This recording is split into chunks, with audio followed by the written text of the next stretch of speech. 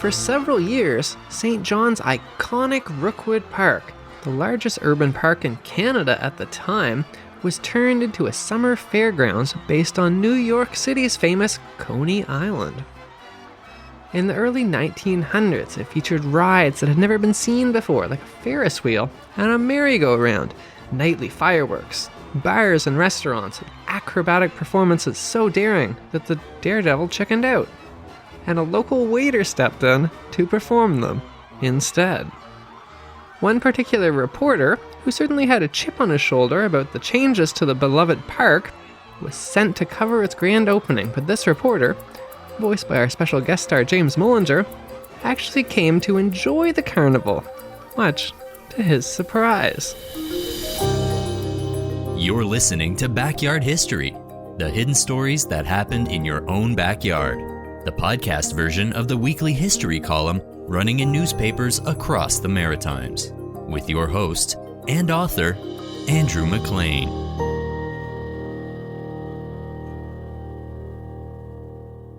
Rockwood Park began in 1894 by a newly formed group called the St. John Horticultural Association, led by Father of Confederation Sir Leonard Tilley. From the beginning, it was supposed to be an aristocratic, posh urban garden. Basically, the exact opposite of a carnival. This group was determined to establish an urban park in St. John and began purchasing up little plots of land to form a larger park.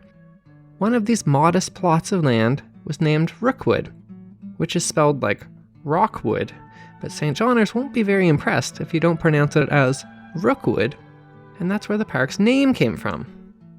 By the time of Canada's centennial year, which is 1967, it was the largest urban park in the whole country.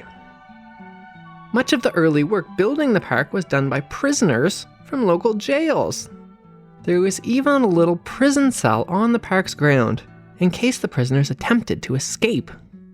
The prisoners dug a series of 3 interconnected lakes, connected by locks, in the park. The Horticultural Association imported exotic plants, flowers, bulbs, and shrubs for the park's elaborate gardens. They were proud of their patriotic publicity efforts, like when they grew begonias in the shape of Lord Nelson's ship, the HMS Victory, to commemorate the Battle of Trafalgar. The Horticultural Association was particularly proud of Rookwood Park's swans, which had been donated in 1902 by the Vintners Association of England and had been sent all the way from Manchester. The birds are fine specimens. The swans have hatched a brood of 6 cygnets and are raising them. However, Rookwood Park was struggling. Meeting minutes reveal constant trouble is experienced in the park, with some astonishing difficulties, from bears terrorizing visitors to wild cats eating people's pets, and even what they called rough and ignorant persons who visit and throw sticks and stones at the animals. As if this wasn't bad enough, the Horticultural Association, which ran the park, was facing severe financial problems. Basically, they expanded too fast, spent too much money, and were drowning in a whopping $13,000 of debt. That is what led to the startling announcement on November 17th, 1906, that genteel old Rookwood Park would be turned into a very modern carnival ground based on New York City's then brand new Coney Island. Frank White, a well-known local athlete turned successful candy businessman who sported a then fashionable big bushy waxed upturned mustache, had launched the effort. Frank White announced the upcoming changes to the park in the Daily Telegraph newspaper. The whole park will be lighted by electricity and a number of lights will be distributed around the lake. At one end of the pavilion, a bandstand will be erected, and at the other, a merry-go-round. There will be a number of up-to-date rowboats for hire, as well as swan rides for the children. Lunches and ice cream will be provided. Attractions will be brought in from fashionable resorts in the States and Upper Canada, and the programs will change every week. In the winter, the lake will be kept clear for skating parties. A rustic pavilion will be built for dancing parties. The comprehensive schemes of amusements will include band concerts, gramophone concerts, and the grandest amusements found in the great cities of North America, such as Montreal and New York City. When he said swan rides for the children, I assume Frank White meant those old paddle boats that were shaped like swans that were popular at the time, not like putting your kids on the backs of those notoriously ornery, feathered creatures and riding them around. I was myself chased by a swan once when I was about 7 or 8 years old and visiting family in London, England. It was a pretty traumatic experience. These beasts are pretty massive and actually pretty scary. So that's the origin story of my debilitating lifelong fear of swans. All I can say is that I'm glad that camera phones weren't a thing back then. Basically, the new Rockwood Park was going to be hyper-modern for its time.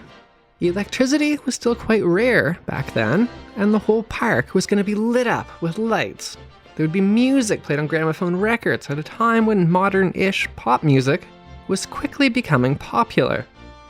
But back then, hearing music certainly wasn't an everyday occurrence.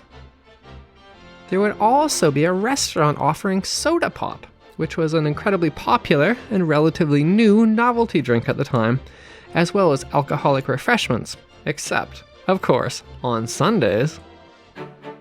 People back in 1906 were no more welcoming of change back then than we are today, and there was a vocal knee-jerk reaction to the changes that modern listeners will probably find a little too familiar. Newspapers were flooded with angry letters denouncing the changes, saying things like, "It is a change for the worse." Another person wrote, "It is degenerate." Someone else wrote in saying, "It is a shame to any decent community." There were also worries about litter, but litter was a little bit different back then. "It will lead to peanut shells being littered everywhere."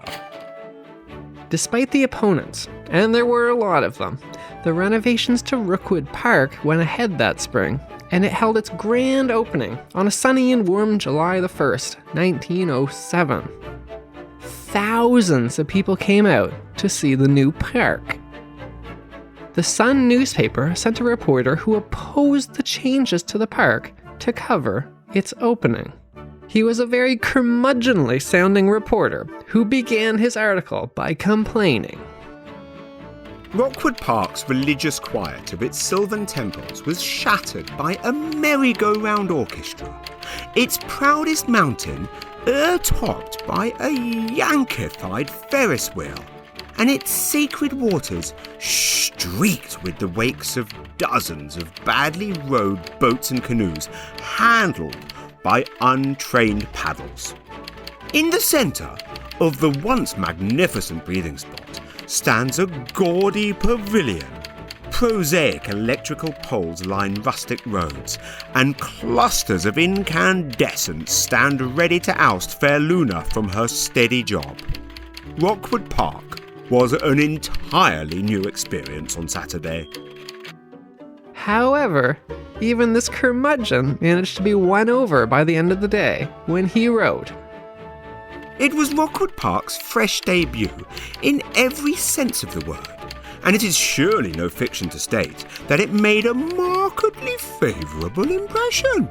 Thousands of men, women and children streamed in, and exclamations of delightful surprise burst forth from youthful and adult lips as the transformation of the scenery came into view. As if some good fairy had created the pleasure paraphernalia with a wave of her magic wand, there stood ice cream runs, a soda bar, merry-go-round, shoot-the-chutes, Ferris wheel, boats and canoes, and a flood of bunting and electric lighting suggestive of an elaborate exposition. Everybody seemed pleased. Even the lack of streetcar service was forgotten, and with the continual grind of merry-go-round music, shouts of boaters and tinkle of spoons and dishes in the big eating house, a rare afternoon and evening's fun was had. The reporter seemed overwhelmed as he passed amongst the large crowd, the music and the lights, and even all of the animals milling about. A lordy peacock screeched at me angrily. See, it's not just me having problems with large exotic birds. The reporter did manage to unearth some controversy that day, though. During the past day, a person approached this Sun reporter declaring, My little girl has been given a copper to spend, and she likes to chew gum. She placed them in a machine and has received no gum in return. I think a scandalous shame and consider it an outrage, and will speak to the police about it. I will break it into pieces declared the little girl. to get back my money. Frank White approached the reporter, beaming most invitingly, and invited the reporter to take a ride on the 25-foot-tall Ferris wheel, the first Ferris wheel the city had ever seen. The Ferris wheel elicited wonderment because of its novelty in this town. The wheel, which stands about 25 feet high on a rocky eminence, contains 6 cars with accommodations for 3 or 4 persons each. It is moved by electricity. The first passengers went up in the air with reluctance. As the wheel slowly revolved, a charming view of the park and surrounding country, city, Bay of Fundy and Valley were obtained. The reporter was too afraid to go on the Ferris wheel, so Frank White invited him to try the merry-go-round instead. He reluctantly agreed and described his first ever ride. The whistle was tooted, and 50 children, this one adult, and 2 teddy bears, whirled into space for a length of time which could only have been definitely determined by a stopwatch. This dizzy reporter avers it was fully 10 minutes, but the gleeful wee chap who rode the bay horse next to him is sure it was only 39 seconds. The teddy bears that the reporter mentions were a brand new fad. Teddy bears were a recent invention back then, named after the then American president, Teddy Roosevelt. And those 2 children who had them on the merry-go-round were definitely on the cutting edge of children's fashion. Only the very day before, a brand new movie made by Thomas Edison had been shown in St. John, introducing children of that city to teddy bears for the first time.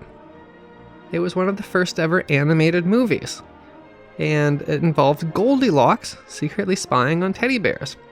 She watches them through a peephole, magically dancing an elaborate, big, choreographed, acrobatic dance routine. And then Teddy Roosevelt, the American president, randomly appears and shoots the bears. I think it's supposed to be a political satire for kids in a children's movie. It's a really weird and incredibly jarring film. You can find it on YouTube if you want. But it sent the children who saw it into a manic frenzy of demanding cute, cuddly, stuffed teddy bears, which instantly became the hottest trend of 1907. 5 days later, the park was formally opened by the mayor, with a speech that the press described as actually quite witty. His speech was received with the audience giving him 3 cheers, and then the assembled children broke into a spontaneous singing of The Maple Leaf Forever.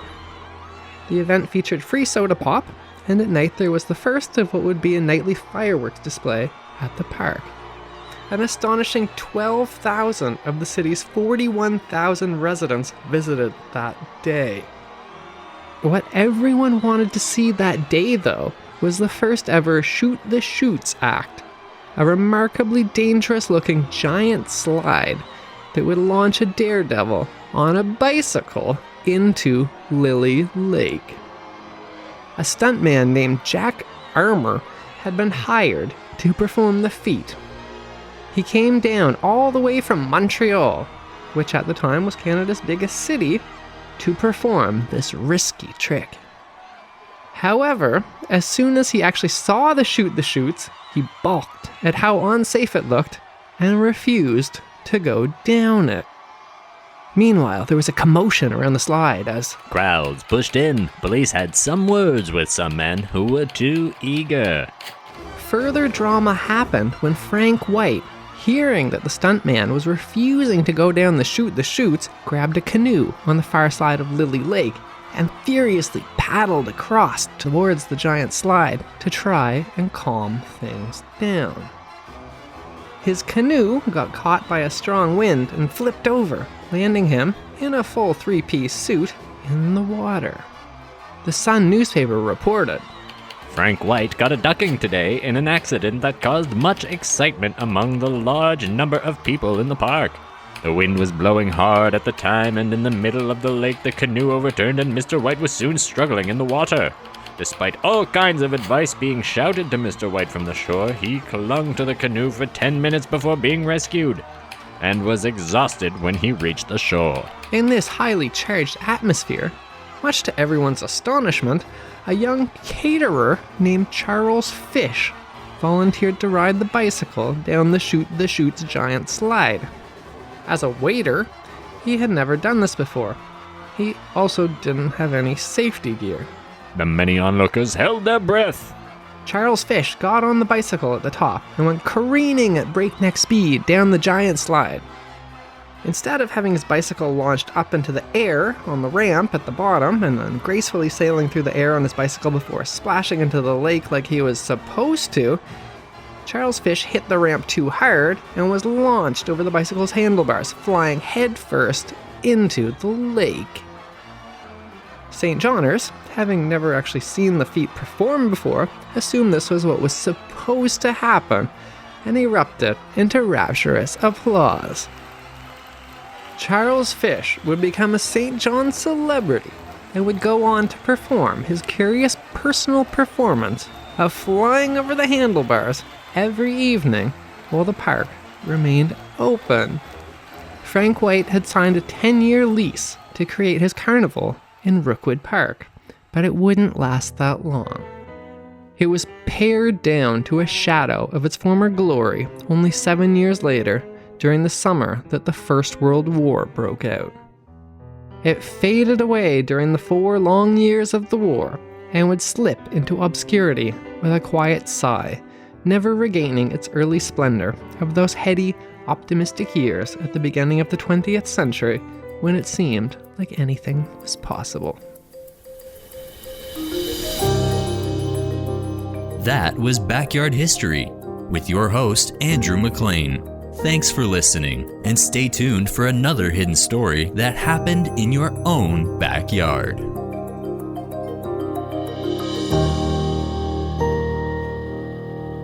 Produced by Jordan Lozier.